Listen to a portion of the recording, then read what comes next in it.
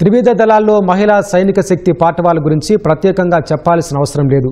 పురుషులకు దీటుగా వారు కూడా భద్రతా విధులు నిర్వహిస్తున్నారు. ప్రతికూల వాతావరణ పరిస్థితులకు ఎదురొడ్డి దేశ సరిహద్దుల్లో పహారా కాస్తున్నారు.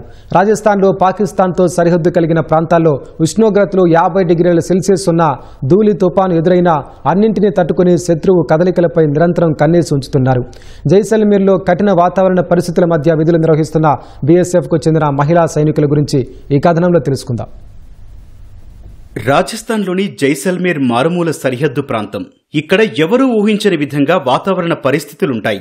పగలు అధిక ఉష్ణోగ్రతలుంటే రాత్రి చలి వాతావరణం ఉంటుంది. ఈ రెండింటికీ తోడు ఎప్పటికప్పుడు మారే గాలి దిశ కారణంగా ఏర్పడే ఇసుక తిన్నెలు, ఇవన్నీ భద్రతా విధులకు ఆటంకం కలిగిస్తుంటాయి. అయినా బీఎస్ఎఫ్ కు చెందిన మహిళా సైనికులు మాత్రం అన్నింటినీ తట్టుకొని భద్రతా విధులు నిర్వహిస్తున్నారు. వేసవిలో ఒక్కోసారి ఉష్ణోగ్రతలు 50 డిగ్రీల సెల్సియస్ దాటినా వెరవకుండా పహారా కాస్తున్నారు.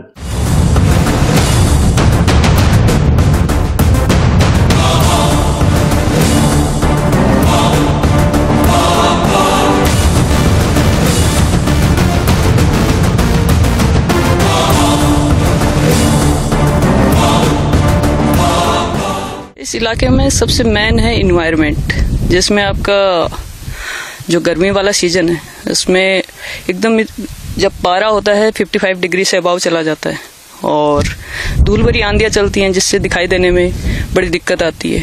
और शिफ्टिंग सैंड ड्यून्स है, जिससे मिट्टी फेंस के ऊपर चढ़ जाएगी या फेंस से नीचे निकल जाएगी, तो उसको मेंटेनेंस करने में भी बड़ी दिक्कत है। उसके अलावा इस सीजन में हर एक जवान को सर्वाइव करने के लिए बहुत दिक्कत आती है। जब हमने वर्दी पहन ली तो उसमें हमें सोचने की जरूरत नहीं है कि मैं एक महिला हूँ।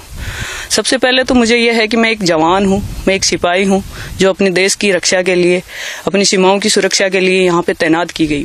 రాజస్థాన్ లాంటి ఏడాది ప్రాంతంలో నిత్యం మారే వాతావరణ పరిస్థితుల మధ్య సరిహద్దులను రక్షిస్తూ విధులు నిర్వహించడం సవాల్తో కూడుకున్నదని నిపుణులంటున్నారు. ఇసుక తిన్నెల్లో వాహనాలు కూరుకుపోయే సమస్య కూడా ఉంటుందని చెబుతున్నారు. దీన్ని శత్రువు ఆసరాగా చేసుకుని దాడి చేసే అవకాశం ఉంటుందని తెలిపారు.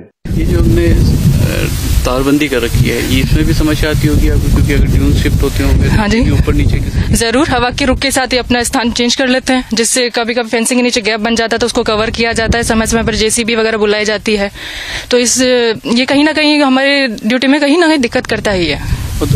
दुश्मन भी क्या इस नजर में रहता है कि कुछ ऐसी गड़बड़ हो और वो और आप लोग उसे रोकने को तैयार है? वो रहता है, लेकिन हमने हमारी ड्यूटी इतनी अलर्ट कर रखी है कि ऐसा कोई अभी तक तो कुछ हुआ नहीं और ना ही होने देंगे। ఎడారుల్లో ఓడలుగా పిలిచే ఒంటెలు కూడా ప్రతికూల వాతావరణం కారణంగా ఇబ్బందులు పడుతుంటాయని second in command Akhilesh Kumar తెలిపారు. टेम्परेचर यहाँ ऑफिशियली 47-48 जाता है, लेकिन जो हमारा बॉर्डर है, ये जो सैंड ड्यून है, ओपन सैंड ड्यून है, इसमें तो टेम्परेचर और 52 तक चला जाता है जो रिकॉर्ड होता है।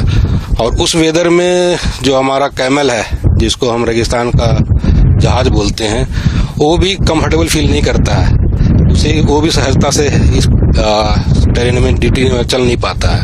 और हमारे जवानों का तो सोच लीजिए, तो इस टेरेन में हम भी करते हैं, लेकिन हाँ यस जवानों के लिए प्रिकॉशंस लेते हैं।